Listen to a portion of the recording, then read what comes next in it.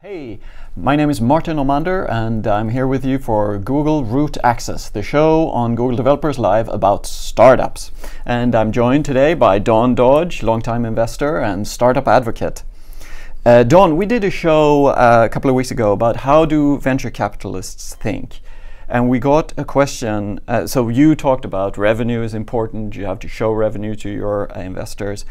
And we got a viewer writing in and saying, but is revenue really that important? It took 5 years for Google to start getting revenues.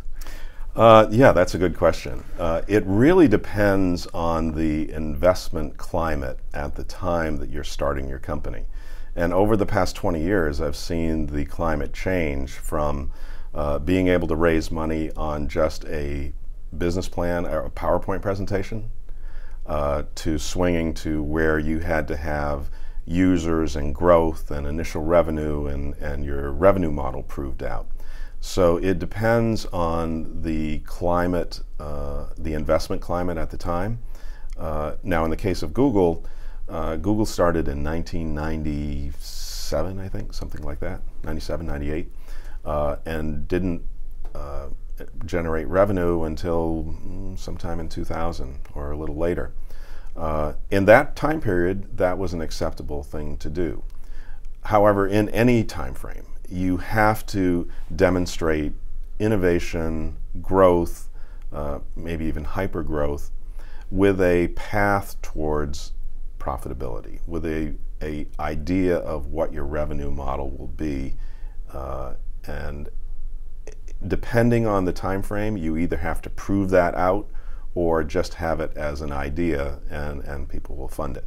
In the case of Google, there was tremendous innovation happening, and they understood that eventually they'd be able to monetize the audience, and of course it worked out very well. Today, the pendulum has swung, and I see at Y Combinator and Techstars companies working on much smaller ideas that generate revenue quickly. They're more business-to-business type ideas than the sort of consumer or social-oriented ideas that take much longer to get to profit. So it all depends on the investment climate in which you're starting. So you have to balance cash flow against innovation and sort of strike the right balance? Is that the way to think about it? Right. So on an earlier show we had Alex Moore from Baden on, and he went to cash flow break even directly from angel money. So he was able to raise a little bit of angel money that gave him 12 months or 18 months of runway and move immediately to a revenue model that got him to cash flow break even. And he never did raise money from VCs. So if you have the type of product that can do that, then you probably should. But you need to recognize early on, is this a hyper-growth, viral kind of product, or is it a steady growth kind of profitable product? And then you need to adjust your business model, your growth plans, and how you attract investors accordingly. So you need to really understand what kind of a product and what kind of company you're building, match that up with the investors who care about that. I see. And on that note, matching up with the investors, investors I guess are different in different parts of the world. What if you're a startup outside Silicon Valley and the VC environment is very different? Should you then focus on innovation or cash flow or something else? Well, that's a good question. So it depends on the timing and investment climate, and those climates can be different. So, for example, the investment climate in Silicon Valley, the answer to that question is obvious. You focus on hyper growth and build users and customers as quickly as possible, and that will attract more investment, and the idea is that eventually you can flip the switch and monetize that audience. So that's been the sort of operating model in Silicon Valley for a long time.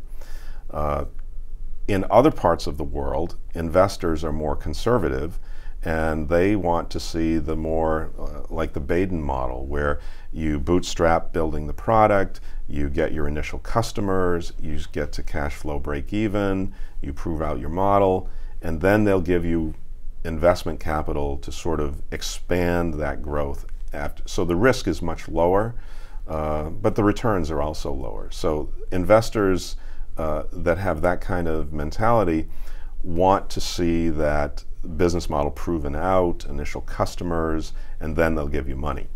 So I guess you have to balance a couple of things. You have to balance what is the investment climate like, what is the timing like, and then if you're in different parts of the world where the investors are more conservative, then you have to take a more steady growth kind of approach and prove out the model and innovate at the speed at which you can generate profit. So it's profit-driven innovation rather than innovation driving the growth and profit. And learning how the investors, or you are, learning how they think, that requires networking, hanging out with them, even long before you actually go and ask them for money, I assume. Absolutely. So it works both ways. Taking the Silicon Valley hyper-growth, fast growth approach with investors in other parts of the world is probably not going to work. And taking the slow growth, kind of less risk ideas is not going to work with Silicon Valley VCs, because they want to see $100 billion companies and they want to see 10 to 20 times their money. You're not going to get that from a more conservative approach. So you have to balance the type of business you have and the investment climate that you're in, and sort of set up your business model and growth plans accordingly. Great. Thank you very much, Don. Thank you. So I'm a developer and I love developing on the Google Cloud Platform. If you want to try it out, you should get on the Cloud Platform Starter Pack. Details are on screen now. We have a special offer for Root Access viewers where you can get a $2,000 credit to get started on the platform. Please sign up, try it out, and please keep those questions coming in and comments on YouTube, and we will address them in future shows. Thank you. See you next time.